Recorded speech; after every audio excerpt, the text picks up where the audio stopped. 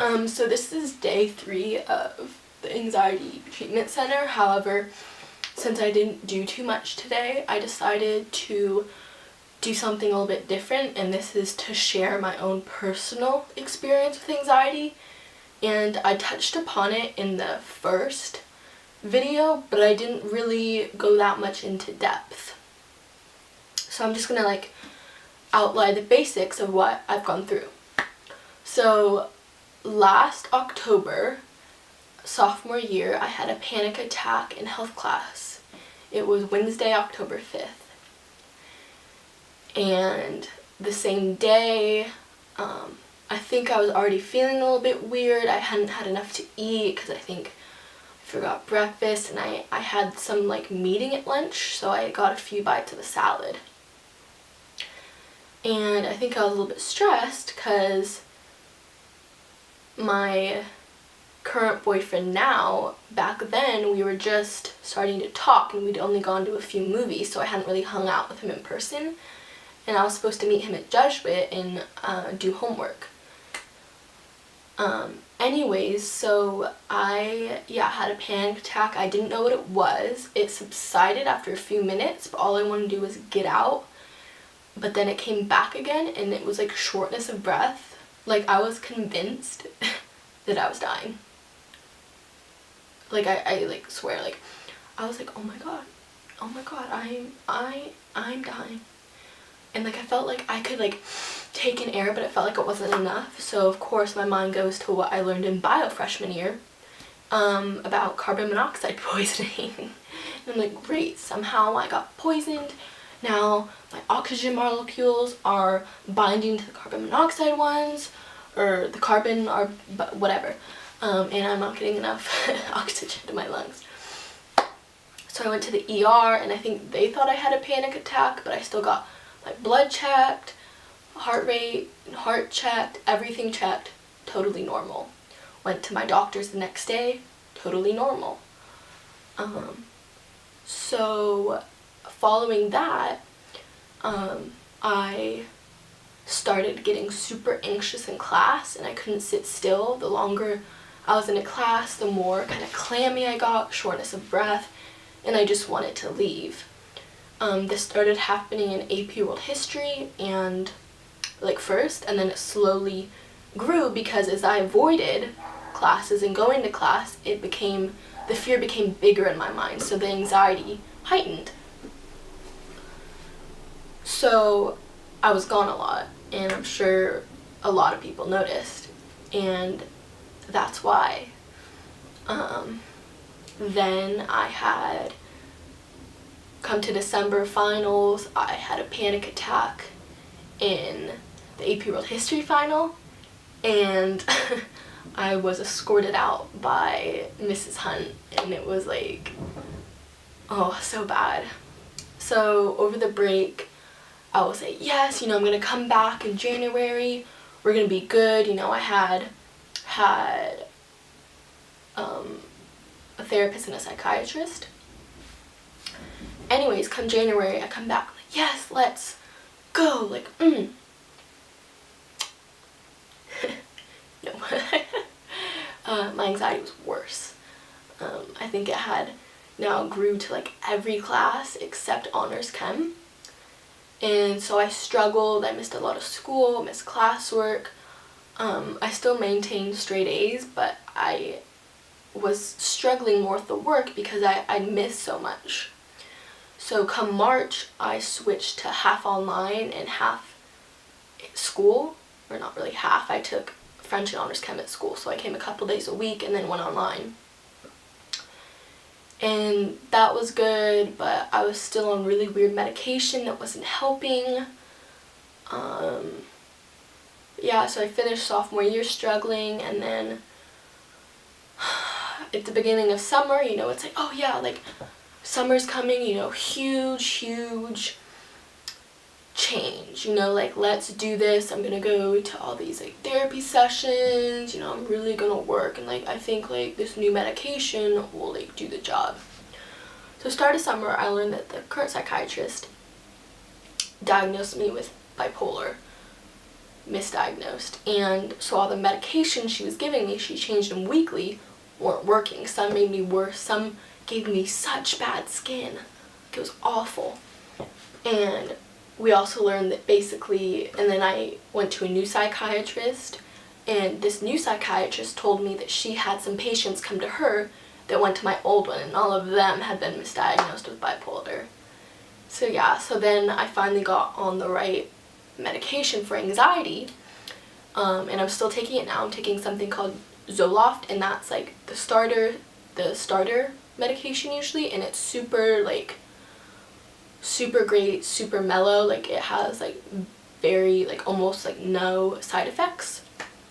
And I'm also on something called Wellbutrin, and then I'm taking a supplement called Deplin, which helps the serotonin supply, what makes you happy, grow, because I'm almost serotonin deficient. My brain isn't making as much as it could. So I was almost predisposed to anxiety or depression. So yeah, so I was frustrated with that psychiatrist that she misdiagnosed me for so many months. So I got a new one who's great. I switched therapists a couple times. They just never really fit. I wasn't getting the help that I wanted. So come the start of school, I was feeling pretty better. But I'd just started on Zoloft a couple weeks before, and normally this medication takes 2 to 6 months to start working. So I was almost on no medication. I was only on Zoloft, and Wellbutrin is just recent. And first day of school, I basically had a panic attack in my first class, and my vision went dark. It freaked me out, and I remember calling my mom. I'm Mom, oh my god, can I please come home? This is so hard. And she's like, no, sweetie, just stay at school, try your best. And so I missed the next block and went to the wellness counselor. And if any of you guys are feeling stressed at school, go to the wellness counselor. They're great, and you can just chill and play with kinetic sand, fidget spinners, whatever. And then I went to the rest of my classes, and that was really hard. And I went to school the rest of the week, but didn't go back to any classes. So that was hard. So then I moved to all online, which I'm taking now, and I'm hoping to be back in January. I'm still finishing a couple of sophomore year classes online because I got behind, I procrastinated, and rough summer. So then in the beginning of October, I went down to Mountain View, down the Bay Area, Santa Clara area, and I went to the Feeling Good Institute, and they focus on CBT, cognitive behavioral therapy. And I really improved there. It helped me a lot. But that was only 2 weeks, and afterwards I slowly found myself, getting back into, old worries. But I still, I actually truly improved a lot there. I felt happier, I was able to do more things, and that basically leads us up to now, where I'm at the anxiety treatment center. Today was my 4th day.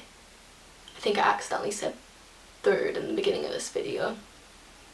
But my 4th day, and I'm really hopeful. I really am excited to do all the exposures, because exposures are what you need to do to overcome the anxiety. If you can see that your fear wasn't as bad as you had thought, amazing results. So yeah, that's basically an overview of my story. I hope you guys can relate. For me, too, if you want to know my anxiety, you might be wondering, oh, I have anxiety at school too, but I can sit in class. Mine presents itself in physical symptoms. So I'd get short of breath, clammy, I felt dizzy, I was going to pass out, and it's almost mind-blowing, how you think when you're anxious and during a panic attack versus when you're in a calmer state of mind. But yeah, also before I go, I want to recommend 2 books and then an app called Headspace. So basically the first book is called When Panic Attacks, and it's by the author's David Burns. And then the second good book is called Feeling Good, and it's also by David Burns. He's the one who developed the Feeling Good Institute, and he really researched CBT and has mind-blowing results. Like, he can cure 95 of his patients in 2 hours with anxiety or depression or anything with exposures. And When Panic Attacks is focused for those with anxiety, and Feeling Good is more about like depression, but like it's also more about turning those negative thoughts into positive ones. And this one has it too, it's just more centered around anxiety. And I'll leave the links in the description to find these on Amazon. Like, they're amazing. Super good. Even people have been like a lot better just by reading the books. And also download this app called Headspace, and I'm going to show like a little video about what it is. Okay, so there's this app I really want to recommend, and it's called Headspace. And it's super good for mindfulness and like meditation, and just taking a second out of your day, or I guess a couple minutes, to really just kind of relax and focus on being mindful. So there's some that are free, but if you just pay like a small amount, you can get access to so many. So they're like packs, so like health, anxiety, stress, sleep, depression, and then you have the basics, which just helps you breathe and really just slow down. And then there's self-esteem, relationships. There's really good stuff for like students, prioritization, productivity, focus, and then there are also single packs, which are just kind of short little things. So guided, unguided, and that's basically just calming down, noticing your breathing, and just these different options. And it's super beneficial. Anyways, yeah. So anyways, thanks for listening to my story. I hope some of you can relate, and I'm always open to talk. Like, I'm really open about my struggles. So yeah, okay. See you guys.